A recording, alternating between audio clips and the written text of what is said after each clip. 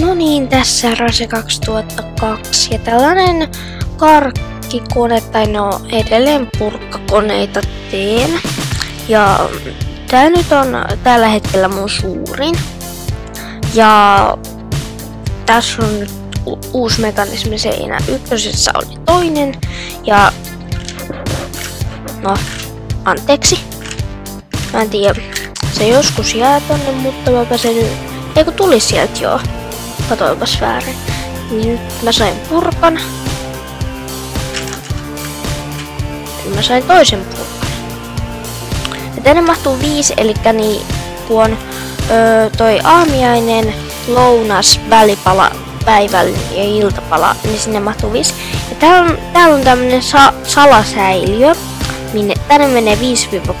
Suosittelen laittamaan 5, jos teette tällaisen, koska sitten mahtuu 2 päivän purkat. Ja tätä ei huomaa täältä oikein ollenkaan. Ja tosiaan, purkka esilläkin. Ja no,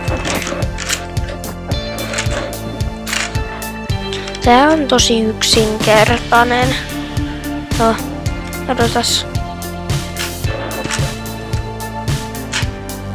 Tyhjeniks? Loppuks nää jo? Noin. Nyt se tuli.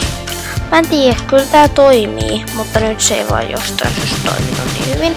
Mutta sitten uudelleen täyttöön. No niin, sitten uudelleen täyttö.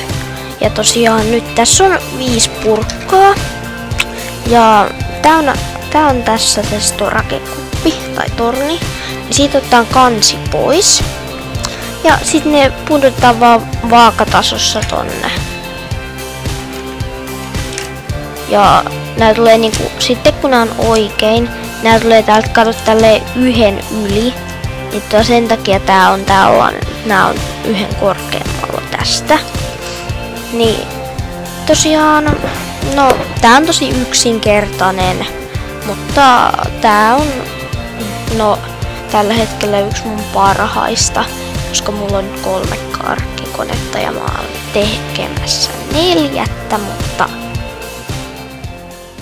niin, sitten mekanismiin. Eli mä nyt poistan tästä nää purkat ja tornit. Tässä menee pieni hetki.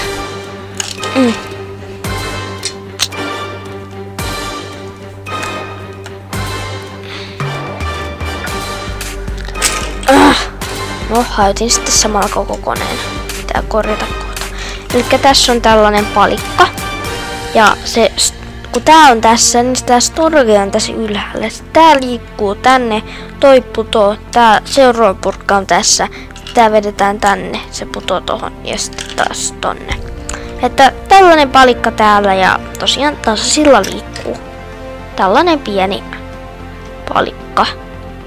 Ja se on tää video tässä ja se on moro.